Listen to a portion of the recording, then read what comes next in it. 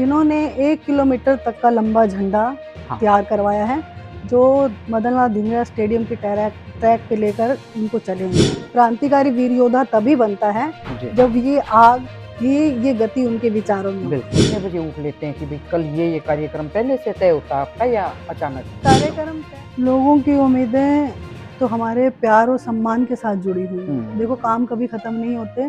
शहर का जितना विकास कराओ उतना कम है। पूरे गोहाना के लिए गौरव की बात है कि नगर परिषद द्वारा बनाया गया स्टेडियम आज बच्चों को प्रैक्टिस करने के लिए, उन्होंने सच में उस धरती को धन्य करने का काम किया है और मेरा सपना भी पूरा। आदमी का हम ये कहूँगी जो भी पद मिलता है, हमारा नाम हमारे काम से होना चाहिए और काम में बहुत सी चीजें मैटर करती हैं। हर चीज के नंबर होते हैं, मैं तो ये कहूँगी। और ड्रेसिंग सेंस भी एक बहुत बड़ा।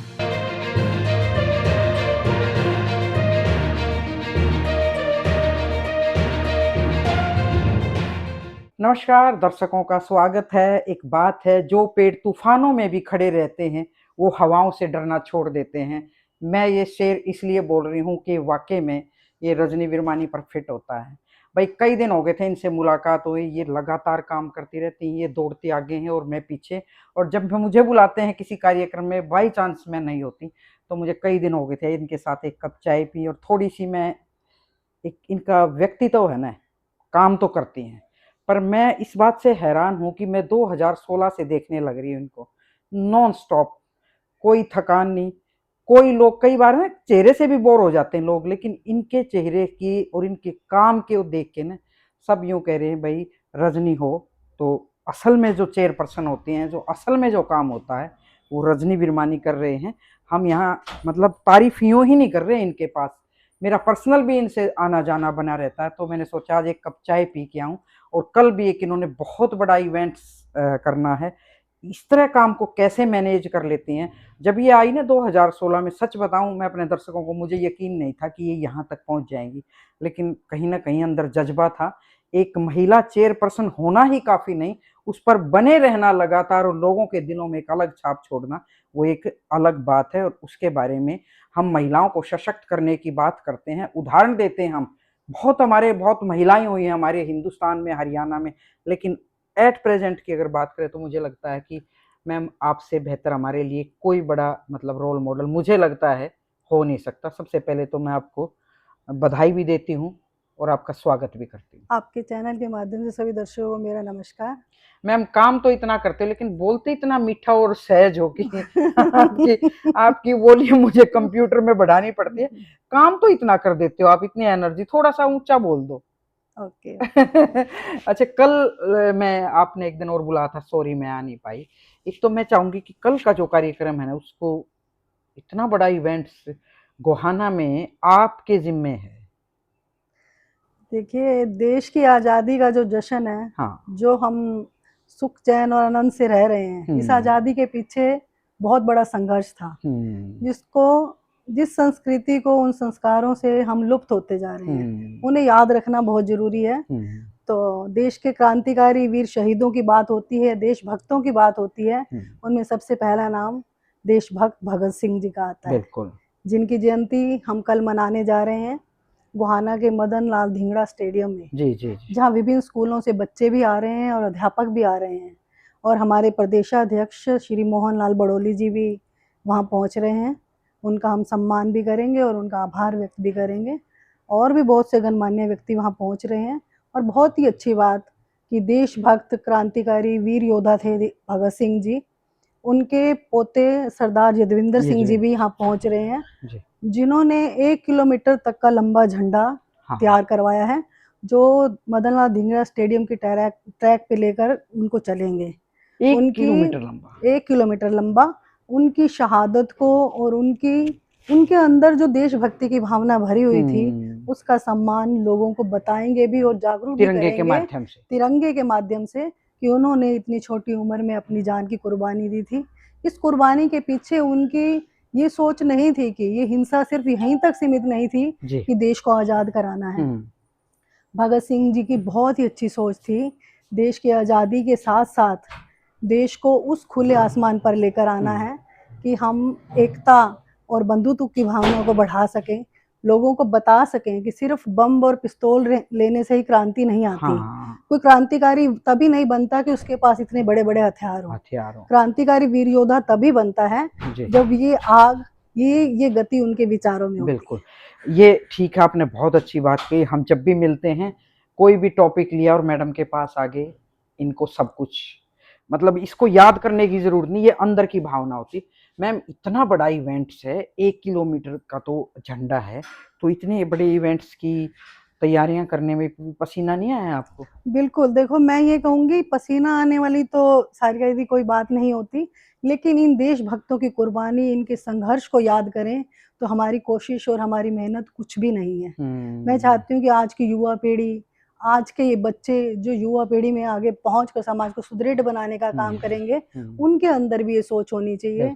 उन बच्चों को पता होना चाहिए कि आज हम आज़ाद देश के वासी हैं, जिस देश के ऊपर हम गर्व करते हैं, गौरव महसूस करते हैं कि हमारा भारत देश है, तो उस देश की आज़ादी के पीछे बहुत बड़ा संघर्ष था। इनकी शहादत को कभी नहीं भूलना चाहिए। बिल्कुल, बहुत बढ़िया। आपको 9 साल हो गए होंगे मेरे ख्याल चेयरपर्सन वाले, बीच में अगर 9 साल हो गए।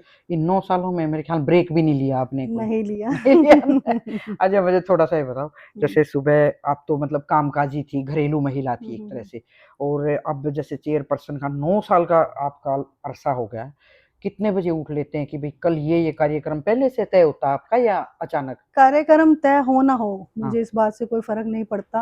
अगर मुझे सुबह उठने के बाद भी पता लगता है ये कार्यक्रम है सुबह, तब भी मेरे अंदर इतनी एनर्जी रहती है। तो मैं शुक्राना करती हूँ उस भगवान का जिन्होंने मुझे इतनी एनर्जी के साथ मुझे ये काम करने के लिए ये हिम्मत दी है, और पद मिला है तो अपनी जिम्मेवारी को समझना भी चाहिए और उसे अच्छे से निभाना भी चाहिए। चेयरपर्सन के साथ-साथ एक सधी हुई पॉलिटिशियन जो बोलते हैं, मतलब डिप्लोमेटिक तरीके से मेरे साथ भी कई बार कर देती हैं डिप्लोमेसी, पर मैं क्योंकि थोड़ा-सा नज़दीक रही हूँ, कई बार समझ जाती हूँ, कई बार नहीं समझती क्योंकि पॉलिटिशियन और डिप्लोमेटिक लोगों के सामने भाई हम भी कई बार ना मात खा जाते हैं। तो परसों मैं सीमा शौरान हैं सत्यान पब्लिक स्कूल की प्रिंसिपल, उनका भी एक मतलब शुरू होने वाला है इंटरनेशनल चैंपियनशिप। हाँ जी, तो उन्होंने जिक्र किया कि भाई हमने कहा इतना बड़ा प्रोग्राम आप कहाँ करेंगे, तो उन्होंने कहा कि रजनी मैडम ने इतना बड़ा स्टेडियम जो बना दिया। मैम, मतलब गोहाना को एक अलग उस पे ले जाने के लिए आपका एक तो लगातार प्रयास है, लेकिन अभी बहुत कुछ किया, बहुत कुछ करना बाकी है। बिल्कुल। तो अभी कई उम्मीदें आपसे हैं, आपको है ध्यान में कि ये उम्मीदें लोग लगाए बैठे होंगे? मैं तो आपसे सुनना चाहूँगा। लोगों की उम्मीदें तो हमारे प्यार और सम्मान के साथ जुड़ी हुई हैं। देखो काम कभी खत्म नहीं होते, शहर का जितना विकास कराओ उतना कम है। लेकिन इस विकास धारा के पीछे लोगों का बहुत बड़ा विश्वास छुपा हुआ है। बात स्टेडियम की कर रहे थे आप, तो मैं उसके लिए बताना चाहूंगी कि गोहाना में कोई स्टेडियम नहीं था और बच्चों को प्रैक्टिस के लिए बाहर जाना पड़ता था। और आज प्रतिभा की कमी नहीं है, प्रतिभा अनमोल है जिसका कोई मोल नहीं है। लेकिन नगर परिषद के अधिकारियों ने बहुत मेहनत करके इस स्टेडियम को तैयार किया है। इसके पीछे भी जब मैंने पद संभाला, मेरा एक सपना था कि हमारे गोहाना के बच्चे ही नहीं, बाहर के बच्चे भी हमारे नगर परिषद के बने हुए स्टेडियम में बाहर खेलने के लिए यहाँ आएंगे। लेकिन आज खुशी होती है, वो सपना आज अब कल पूरा होने हो रहा है। हरियाणा से ही नहीं, मैं कहूँगी कि कल पूरे इंडिया से, ऑल इंडिया से बच्चे यहाँ स्टेडियम में आ रहे हैं। जो सत्यानंद पब्लिक स्कूल द्वारा ऑर्गेनाइज हो रहा है ये प्रोग्राम कि नेशनल बैडमिंटन चैंपियनशिप, सीबीएसई ने उन्हें मौका दिया है। तो ये सिर्फ सत्यानंद स्कूल के लिए गौरव की बात नहीं है, ये पूरे गोहाना के लिए गौरव की बात है कि नगर परिषद द्वारा बनाया गया स्टेडियम आज बच्चों को प्रैक्टिस करने के लिए, उन्होंने सच में उस धरती को धन्य करने का काम किया है और मेरा सपना भी पूरा। बिल्कुल, आज आपके चेहरे पे मैं अलग से खुशी देख सकती हूँ कि जो स्टेडियम की लगातार आपकी मेहनत थी, आप कोशिश करते थे, कल उसी स्टेडियम की जमीन पर वो प्रतिभाएं जब खेलती नजर आएंगी, मुझे लगता है आपका जो दिल है और ज्यादा खुश होगा। मैडम, एक है तो पर्सनल बात है, उसको मैं मजाक में भी नहीं कर सकती। मैं जब आप 2016 में आपने चुनाव लड़ा, तो मैं बिल्कुल आपको एक सिंपल सी एक प्रॉपर सी ट्रेंडिंग एक ड्रेस में, लेकिन उसके बाद आपने ना एक इतनी बेहतर तरीके से एक ड्रेसअप साड़ी का एक व्यवस्थित तरीके से जो आप है ना, आपका एक कोड बन गया है और हर मतलब महिला की जुबान पे कि भी साड़ी बांधनी हो ना तो रजनी मैडम से सीख लो।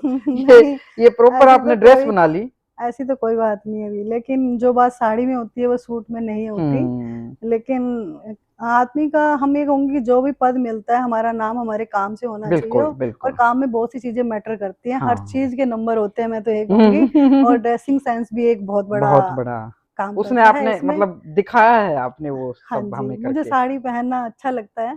लेकिन जैसे आप बात कर रहे हैं कि आज से 9 साल पहले तो मैंने साड़ी कभी नहीं पहनी थी, बहुत कम। हैं? कभी रेयर, कभी मैरिज फंक्शन में जाना होता था तब भी मतलब मुश्किल लगता था कि साड़ी पहनना। पहनना। अगर साड़ी पहननी है तो मैं फंक्शन में नहीं जाऊँगी। लेकिन अब आपको लेकिन कहीं अब जाना हो मुझे लगता है कि मुझे सूट पहनना है, मुझे लगता है कि मुझे साड़ी चाहे दिन में 3 बार पहननी पड़े, मैं पहनती हूँ। बिल्कुल, आप है ना साड़ी के लिए तो मतलब आपको नहीं पता, पीछे से हम जो सुनते हैं कि भई प्रॉपर थैंक यू तरीके वेरी से मच। अगर कुछ हाँ, सीखना है, तो उनसे सीखो। लेकिन उसके अलावा पर्दे के पीछे भी मैं आपको कई बार देखती हूँ, जैसे अभी आपकी मदर इन लॉ बीमार थी, हाँ जी, तो हाँ बहुत जी। सारे कार्यक्रम थे, मैंने आपके पीए से पूछा भई मैम कहाँ हैं? आप सारे प्रोग्राम रद्द करके आप लगातार हॉस्पिटल में रहे। हुँ, हुँ, भई ये भी एक ख़ास बात है, जिन हम ये कहते हैं ना कि भई फलाने की बहू, सास-बहू के बड़े चुटकुले होते हैं लड़ाइयों के, हुँ, तो हुँ। उसके लिए भी मैडम एक उदाहरण है।